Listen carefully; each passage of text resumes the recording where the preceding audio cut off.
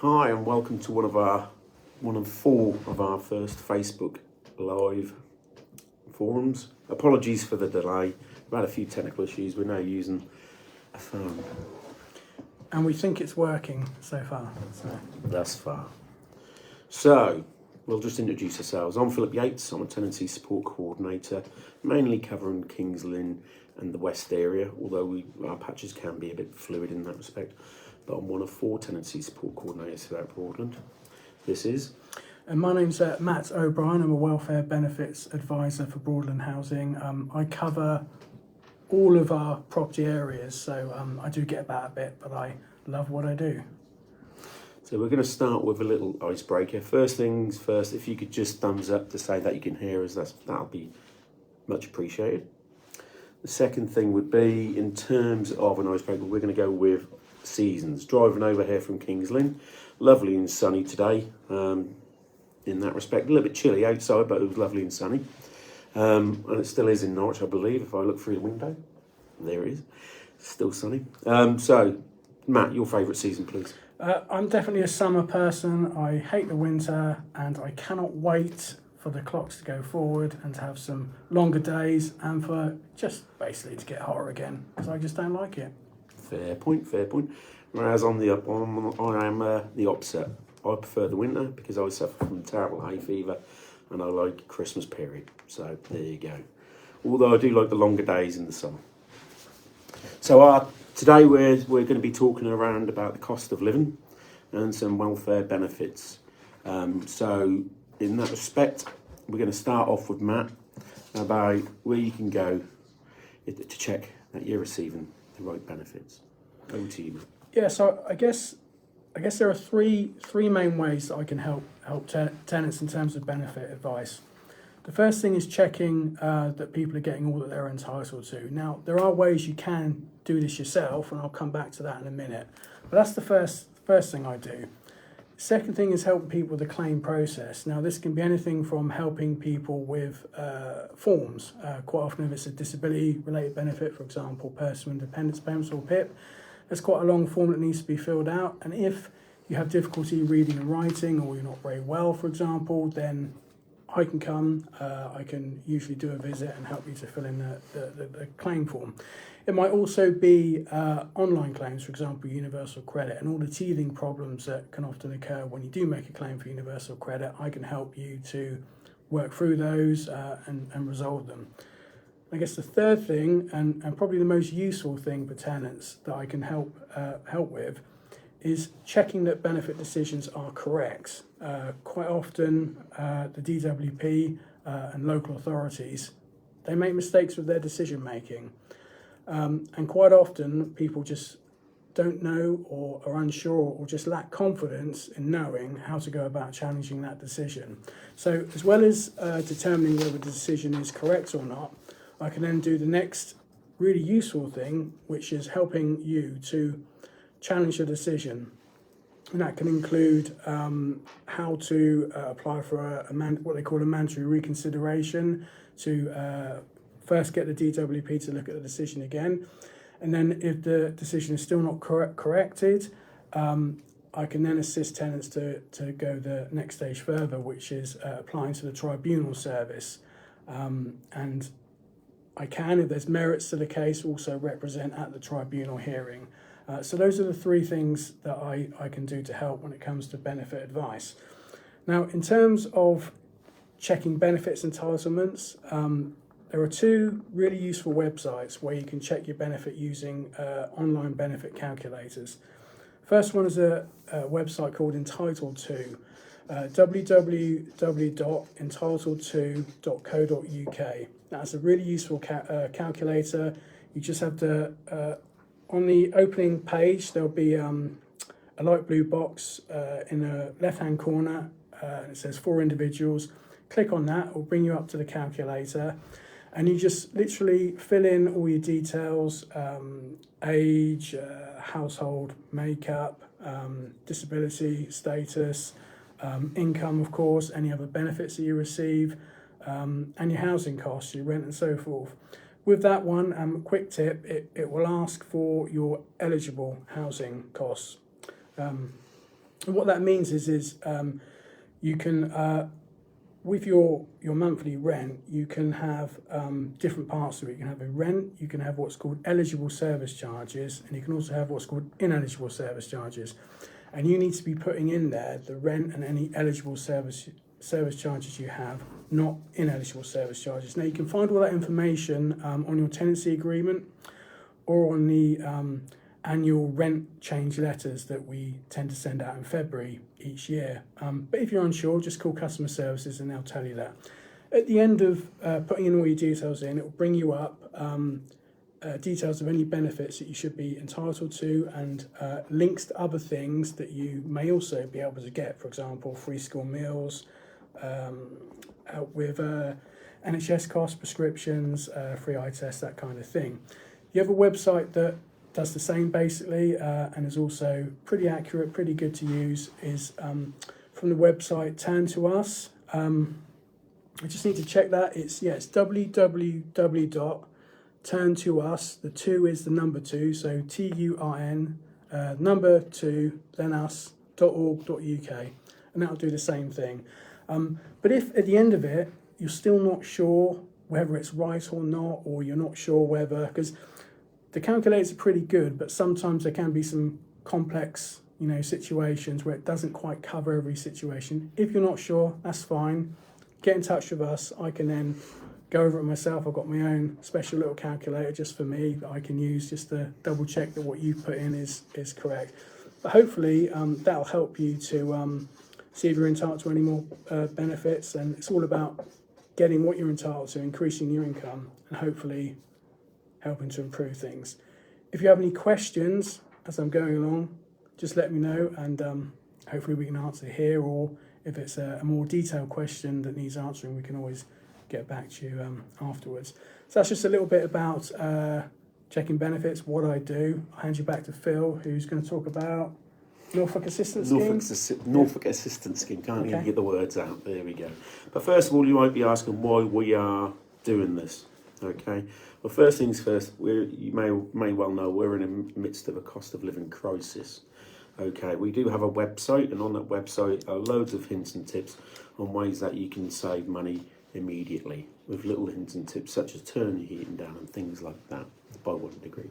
We also want to make you aware that obviously with Matt being here, talking about the welfare benefits, is about maximising your income. Okay, so making sure that you are claiming everything that you can claim, be it in-work benefits, etc., etc.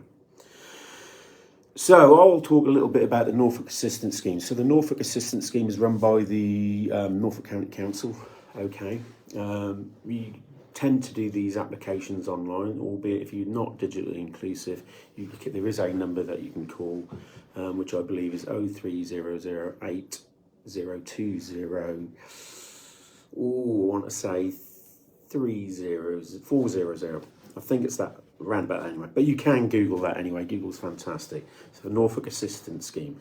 If you go on the Norfolk Assistance Scheme, you'll then see there on the form that says start claim form. Okay, so you'd start your claim form. Now, before you do that, there are some bits and pieces that will help you go through your application. First things first, they usually require at least 2 months bank statements. Okay, that's so then they can look at other things, such as if you rent an appliance, they may be able to help you with that, with the purchase of an appliance, to try and reduce your outgoings each month. That's not because they're nosy, it is literally because they want to help you out. They'll also look at your income and expenditures, because they want to make sure that you're claiming all the bits and pieces that you can as well, because they have a welfare rights team in there linked to the Norfolk County Council as well. The sort of things that you may want help with. So it's a cost of living crisis. The Norfolk County Council will have received a pool of money from central government to help with the cost of living crisis. So as an example, and I will give you an example, last week or the week before, we had a tenant come to us who explained that they were changing in jobs. They were in between jobs, their income had dropped, but they were out of oil. Now we helped them with an application through that. And I must admit, it does take a little time, but within the week, we actually found out they'd got some food shopping vouchers, as well as 500 litres of oil. which meant that they wouldn't have to go cold. Okay. In the meantime, we offered them these small electrical heaters to try and tie them over, because we didn't want to see the children going cold either. Okay, so that's the Norfolk Assistance Scheme. Again, you apply for that online.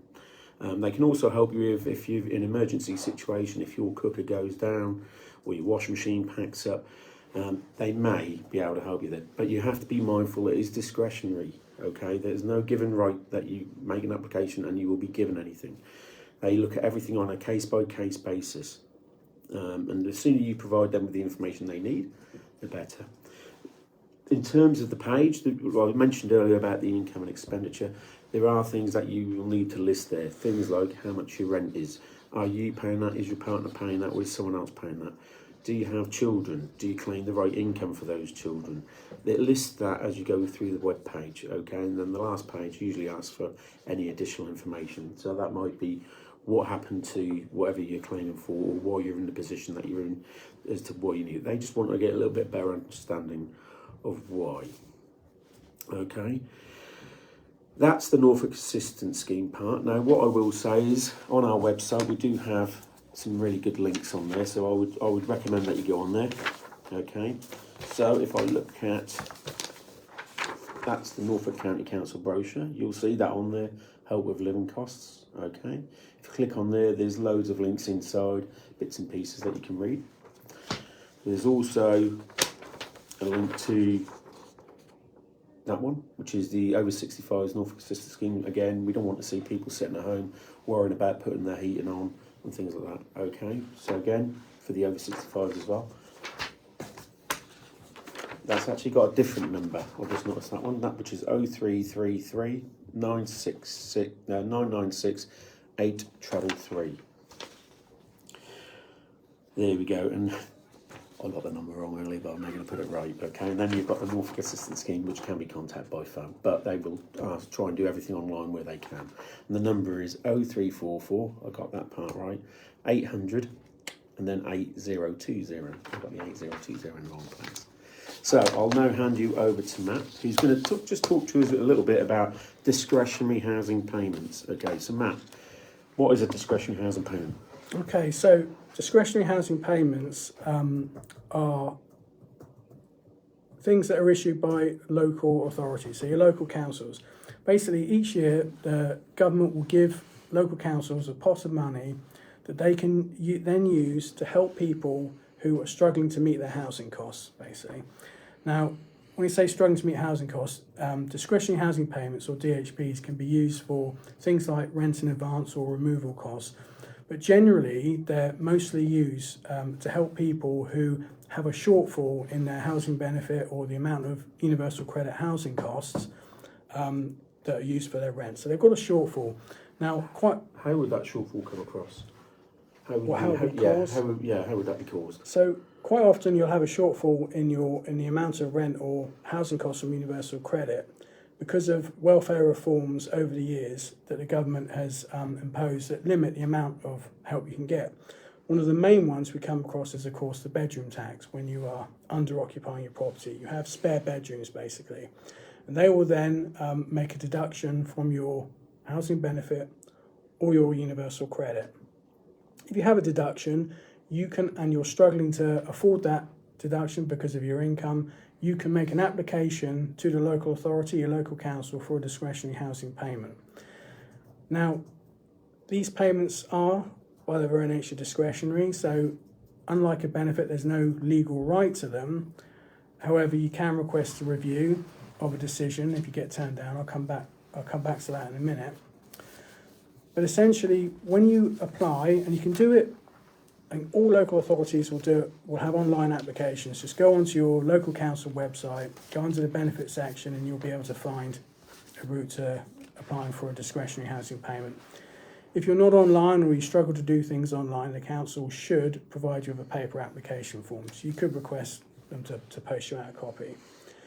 Now, when you complete a discretionary housing payment application form, you have to fill in your income and expenditure, and in most cases you have to provide bank statements. Now, the most important thing when you fill in your income and expenditure is that in order for an award to be given, you have to show that your income is such, your expenditure is such that you cannot afford that shortfall in your rent from your housing benefit or your universal credit. So if you can show that, if perhaps you've got a negative budget and you cannot meet that shortfall, then there are other things that the council will look at to determine whether they may be able to give you a payment. And there are things like, what are you doing to help yourself with your situation? Are you looking to move? Are you looking to downsize property, for example? So if you can show that you've applied for the housing register, for example, and you're actively bidding, looking to downsize, then that will give kind of a reason for the council to think, yep, they're trying to help themselves, they're trying to improve their situation. Or it might be that you've gone to get debt advice or so on and so forth. If you've got some financial struggles, they can see that you're trying to help yourselves, then they're more likely to give you an award. That's just one example of the things that councils look at when deciding whether they can give a DHP. There can be other things, like, for example, maybe you've just got work and you're trying to come off benefits, and when you move into work from having benefits, you can have extra costs like travel costs of your uniforms, things like that. And you can apply for a DHP to assist you from that transition from moving from benefits into work, for example. You may have a situation where you're under-occupying, you've got a spare bedroom, but your property's perfect for you. You may have a disability and it's been adapted for you. And really you don't want to move, you want to stay where you are, you've got support nearby. But again, a DHP can be used to help people to stay in their homes, for example. It can also be used to prevent homelessness, those types of things. So if you can put in your application form reasons why a DHP will help you, that can also help for an award being made. Now, if you get turned down, like I said, there's no appeal process, there's no legal right to appeal, but you can request a review. I don't think many people do that. They don't request a review. What a review means is someone else in the council, another person has to look at it. And they can't just make decisions, on any old basis. Oh, I don't like the sound of that person, I'm not giving it to them. They have to use, principles of fairness and administrative justice, so on and so forth. And they have guidance. There is discretionary housing payment guidance manual that you can find online. They have to follow that. So I would say if you do get turned down for a DHP and you do feel that your income and expenditure is such that you cannot afford it, then by all means get in touch. I'll see if there's any scope to help you review that decision. So when you apply for these, are they online? Is there a paper form, or is each local authority different in how they usually apply? Usually both. Okay. I think Kings Lynn is a paper form. Yeah, I think Kingston Borough Council. Norwich City Council definitely both. Yarmouth Council, I think they're online, but I think if you ask, you can get a paper form. I've certainly got a paper form somewhere that I've saved. For other, and this is a good thing we need to mention, is for people in Breckland, in East Suffolk. I'm thinking of all those councils that use the Anglo Revenues Partnership. Yeah. But even if you do, say for example, you live in the Breckland area or Forest Heath, if you go onto their website, they will point you towards the Anglo Revenues Partnership in order to make a claim for benefit or a DHP. Now, the other thing I've just thought of that's really important with discretionary housing payments is they're only temporary. And in most cases, they're usually only paid up to the end of the financial year. So as we are now, that would be to the end of April. So if you were to make an application now, they would probably only pay it up to the end of April, then you have to reapply in April. But you can ask for a DHP to be backdated, to pay a past period. Now, as long as you've been receiving housing benefit for that past period or the housing cost of universal credit, you can ask for a DHP to be backdated to, say, the beginning of April of last year. You see what I mean? Mm-hmm. But generally speaking, they're short-term, temporary payments. The other thing is that, unfortunately, Norwich City Council have used up all their budget already. So, I'm sorry to say, if you do live in the Norwich City Council area, there's no point putting an application in until April. But if your circumstances haven't changed, come April, I'll definitely be putting an application in then. For all the other local authority areas, it's probably worthwhile getting an application in, because quite often there will be money left in those budgets. And of course, councils are quite keen to make sure they spend all their money in their budget so they get the same amount or more for their local residents the following year. So I would say if you are struggling to pay your rent, and it is because of something like a bedroom tax, and there are other reasons why you may have a shortfall. For example, you may have a non-dependent living with you, so you may not get full housing benefit that way. I would say get an application in, and if you need any assistance, get in touch with us. Fantastic. So, cheers for that. Thank you. That's all right. And just make it clear, the under occupancy charge, or bedroom tax as we commonly call it, does that affect just the working age or pensioners, or? Yeah, good point. It only affects working age people. So if you are a pension age, the bedroom tax is an irrelevance. We're not going to ask for anyone's opinions on that, I'm afraid. Okay, but if you've got any questions, please feel free to raise them, and we've got a little team here who will sort of raise those questions with us. If you've got a question that you think is a little bit personal and you need to know, by all accounts, you can inbox us via our channels, and we'll get back to you in respect of those. We've just had a message from Donald to say hi. Hi, Donald. Hope you're having a good day. Hope you're having a good one. If you're in Norwich or in and around Norwich, we hope you're enjoying the sun. So just also talking about cost of living payments, and another reason why, if you're not currently getting payments, just to check whether you might be entitled to some benefits, is that can then lead you into entitlement for the government's cost of living payments, which have been a real help, certainly this year, with the cost of heating, energy and so on and so forth. So this year there were a number of cost of living payments. There was £650 that could be paid if you're in receipt of certain means tested benefits.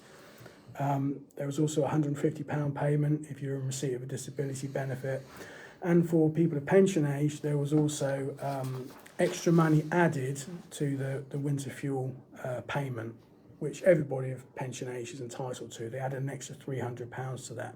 Some of you might be wondering whether those payments are going to continue from April onwards. Yes, they are.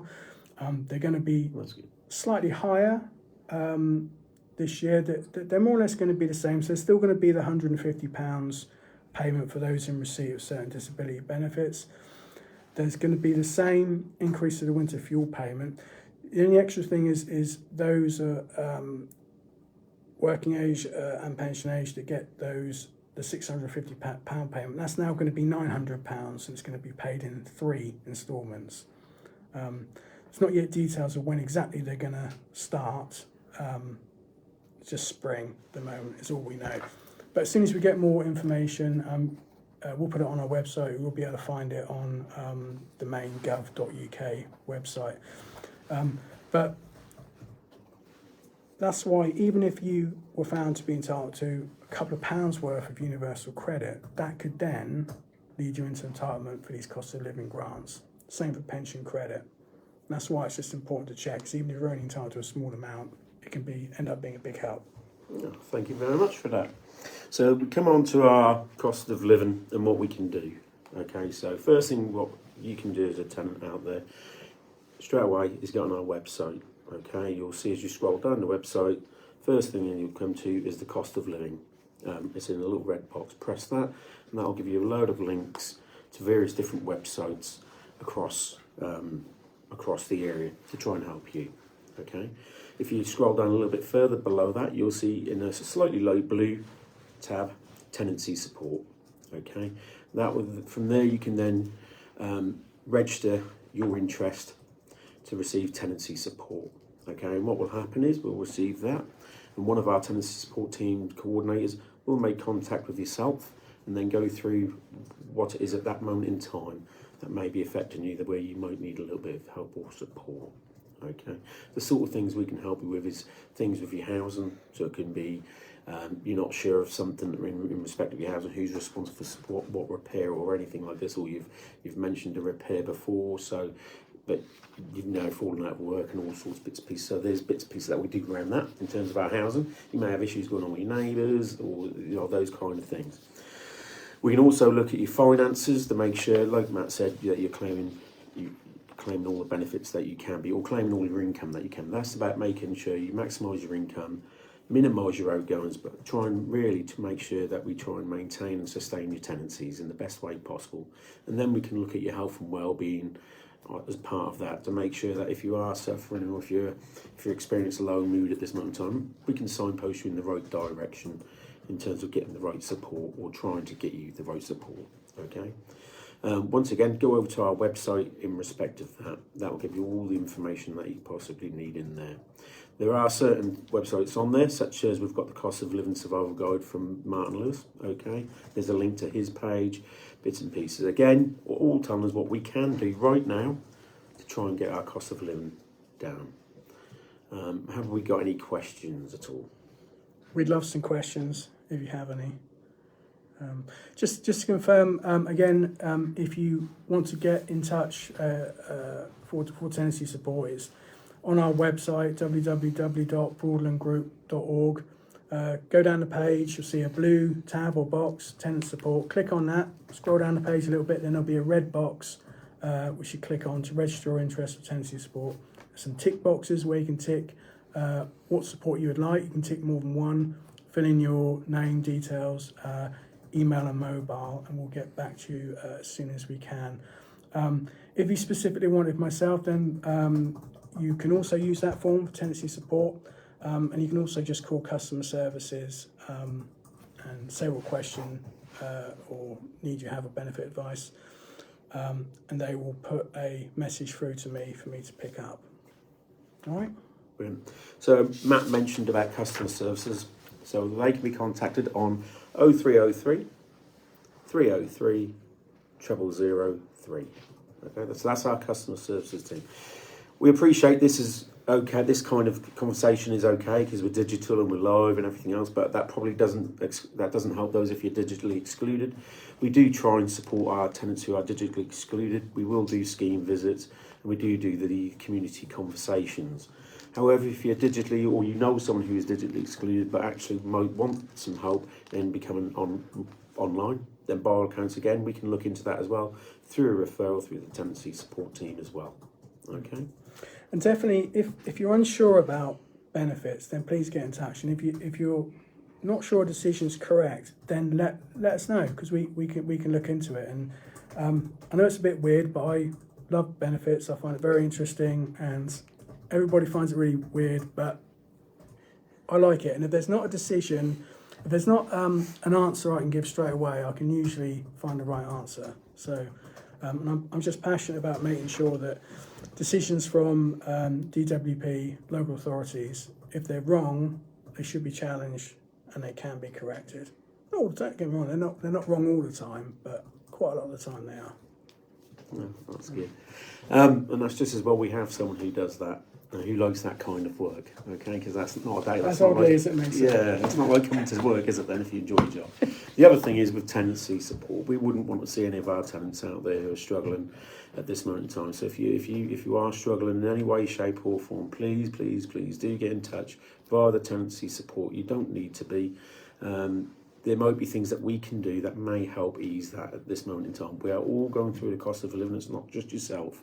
Everybody is going through this, okay? You're not out there. You're not on your own. There is a team here that are willing to offer that support and guidance, okay? Thank you very much. Thank you. Thank you very much for your time. Yeah, thank you. If you've got any questions, please put them in the comments. Or if they're personal, then direct message us. Thank you. Take care. Bye. See you later.